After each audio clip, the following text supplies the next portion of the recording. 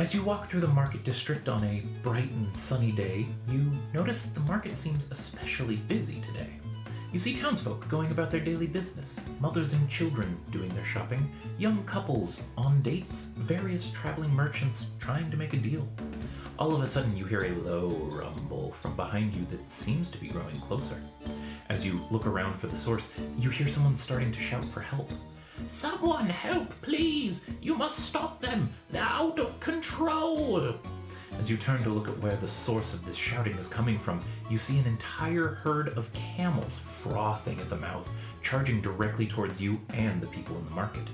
Their herder seems to be chasing them, begging for help with stopping these beasts, but pleading with you to not hurt them.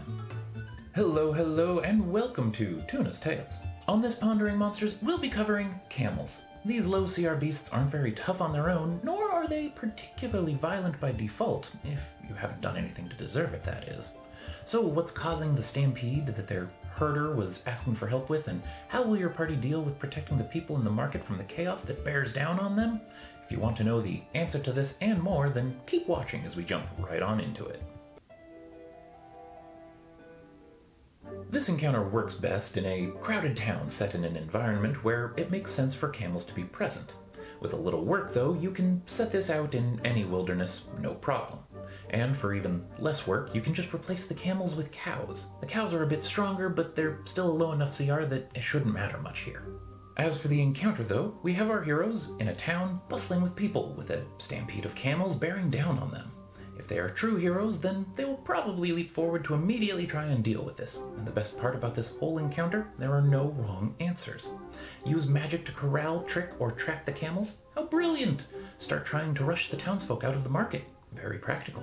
Charge forward to attempt body blocking as many camels as possible? How brave! This is the moment to let your players tell you how they want their characters to shine, and even though this technically is a combat, I'd avoid rolling initiative.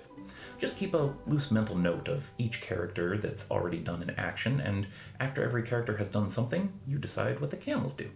Once all the camels are dealt with, we can get to some role-playing to learn what may have caused all this, and to see if any of the people in the market need any help. Before that, though, we should take a look at some potential questions this unfortunate series of events may raise. Now, camels don't usually just start stampeding, especially through towns. As one might expect, this raises some questions. To figure out the reason behind this and to help this encounter run more smoothly, we need to start looking into the answers for the following. How many camels are we looking at? What if the camels die? What if the camels get past the party and into the market where the people are? And why is this happening? Additionally, there are some bookkeeping things for us DMs that we should consider when it comes to running this. These are, how do you run this without initiative, and what good is this encounter really? So, let's see what answers come charging forward. So, how many camels should we use? For a group of 5 characters, I'd say at least 10. You can go higher for sure, but 10 camels allows for 2 camels per character. This also means that if one character has trouble with their camels, the other characters still have a chance to pick up the slack.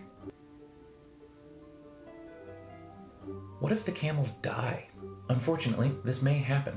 Your players can always declare that their melee attacks are non-lethal, which would be ideal. And if you have newer players, don't hesitate to let them know about that option. Otherwise, if they make their choices, then when all is said and done, I don't see why the herder wouldn't demand that the party pay 50 gold per expired camel. This is the cost for a single camel according to the player's handbook, and that seems perfectly reasonable to use here. If the party refuses to pay, well, their reputation in the town may be affected, or the herder might go straight to the guards to get them to enforce some kind of repayment, which could be useful to us later. What if the camels get past the party and into the market where the people are? Admittedly, this could be bad. If you want to be a little kind to your players, then you can say that any affected townsfolk can just be unconscious until they receive healing. If you want to run it a little harsher, that's up to you, but again, the downsides would be that the party's reputation could be affected. There might be a fine for them, or the town might pressure them to pay for healing and revivals. There are several ways this could play out, and it'll be up to you to do what's right for your table and the style of game you're running. Why is this happening?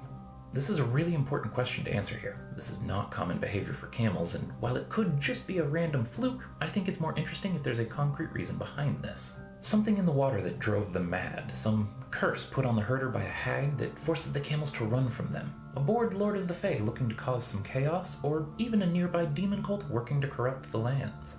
The list you can come up with here is pretty hefty, and you can flesh out the reason that you pick as much as you want.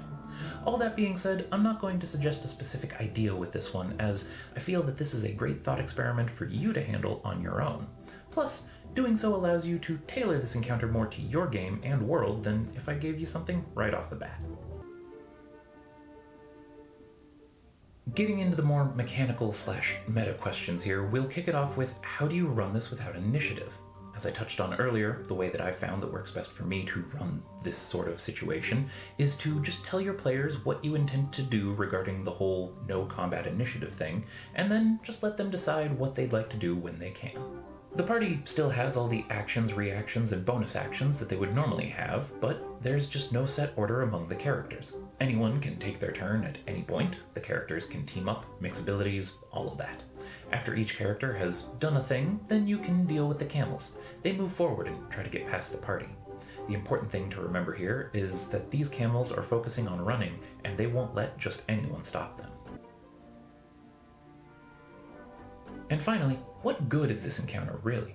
Sort of a part 2 to the why is this happening question, but in short, an opening is the answer I'd go with. I feel that this encounter is great as an introduction to a plot hook for your party. Need to start a campaign, one-shot, or simple side quest for the party in general? If so, then ask yourself these questions. What's happening in the world that you want to point the party at? Is it nearby? Is there something about it that could make camels stampede through a town? Or is there someone you want to introduce the party to in the town? Someone important? Someone who could cover the party's debt if they need to pay the herder anything in exchange for some work? Cough, cough. Go wild with this, and I'm sure that you'll have an excellent opening to whatever you want to use it for. With those questions out of the way, though, what does this look like if we tie it all together?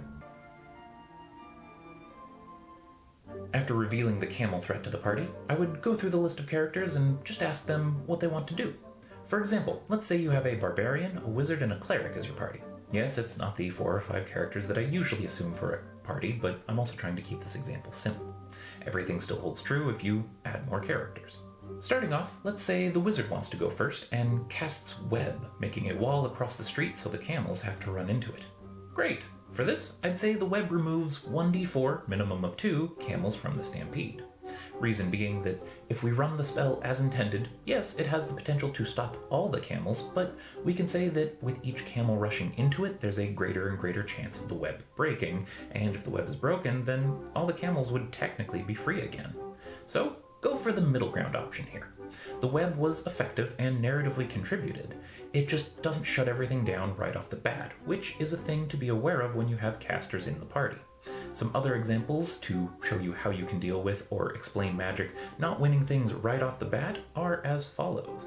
For a spell like Wall of Fire, we can say that some camels run through and die to the heat while the rest survive by following closely and making it through the gap made by the ones that hit the wall first. Result here being again 1d4, minimum of 2, camels are stopped. A spell like Entangle that affects a large area and forces a save for being restrained could be addressed in a similar way. 1d4 camels, minimum of 2, get stopped and fall prone, while the rest manage to use the stuck camels as stepping stones or something like that. The big takeaway for the party here is that these camels aren't acting normal, and if someone uses a spell to try and stop everything, then that should become immediately apparent. Moving on though, as I could talk about spells all day, next up is the Barbarian. They want to rage, rush forward, and try to grapple 2 camels, 1 in each arm, with a chokehold and take them down to the ground. Perfect. Have the Barbarian make a grapple check, or 2, and just compare it to the camel's AC in this case. Reason being, we want the characters to shine here. If they want to do something cool, I say let them, and if the Barbarian can roll above a camel's AC twice, then that's good enough for me. Follow it up with the impact of the camels on the ground, just knocking them out. This leaves the cleric, and while they do have spells, let's change it up a little bit. They see at least 4 more camels coming their way that could make it into the market and trample the townsfolk. So they spend their turn trying to help organize people to clear a path and evacuate. Wonderful. Have them make a general charisma check, DC 10 to 12, to get everyone's attention and deliver instructions quickly. As a backup here, let's say they also prepare to heal any injured by keeping an eye on the crowd to see if anyone gets hit by a camel, so they can rush to them immediately. If they succeed, then the people hear the cleric and make several paths that clear the ground for the remaining camels. With all the characters having acted, it's now the camels' turn. They charge forward in a straight line, and if anyone's in the way, they attack and keep on moving through. Rinse and repeat until all the camels are taken care of. Taking a quick tangent to this example, let's jump back and say that the barbarian was successful at getting a hold of their 2 camels. A little too successful even. Now, when all is said and done, the camel herder sees 2 dead camels and calls the local guards over to help with getting the party to pay him 100 gold for any damages. If there's any sort of pushback from the party on paying this, then here's where a local merchant or passing noble can step up and offer to cover the party's fine, but will also tell the party that this isn't a handout.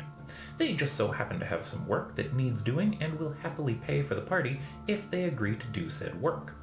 Big note here, you can still have this figure show up and offer work to the party, even if no camels were harmed during this encounter. Simply say that they're impressed with the party's quick thinking and resourcefulness, and have some work for them if they'd like some coin. Otherwise, this is all fairly straightforward as far as combat tactics go, but as we established earlier, these camels aren't acting like themselves. Hopefully, the above examples give you an idea of how best to handle what the players want to do in this encounter, as there are more options to this than I could reasonably fit in this video. Last bit of advice I have on running something like I described above, though, is take a deep breath.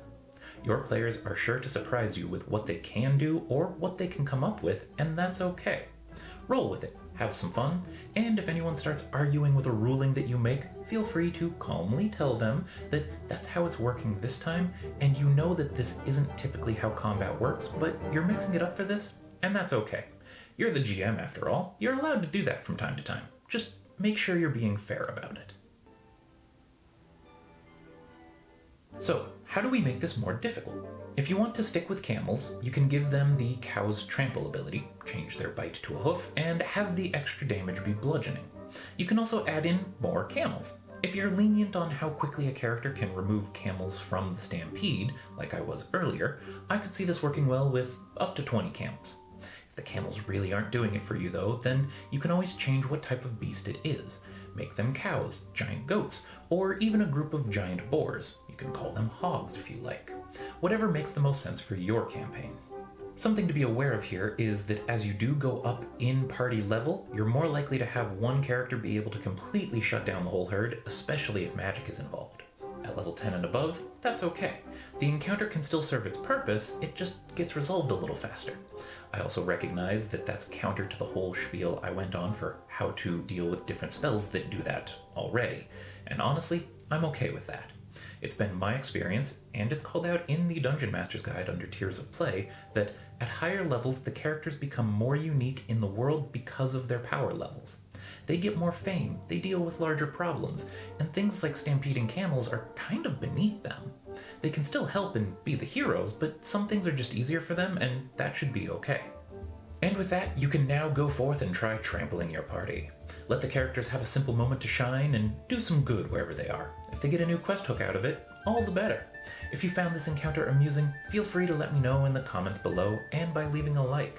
If this just didn't do it for you, feel free to ask questions or let me know why in the comments as well. If you're curious what encounter I'll be covering next and want to get notified when it goes up, why not subscribe and do that thing with the bell?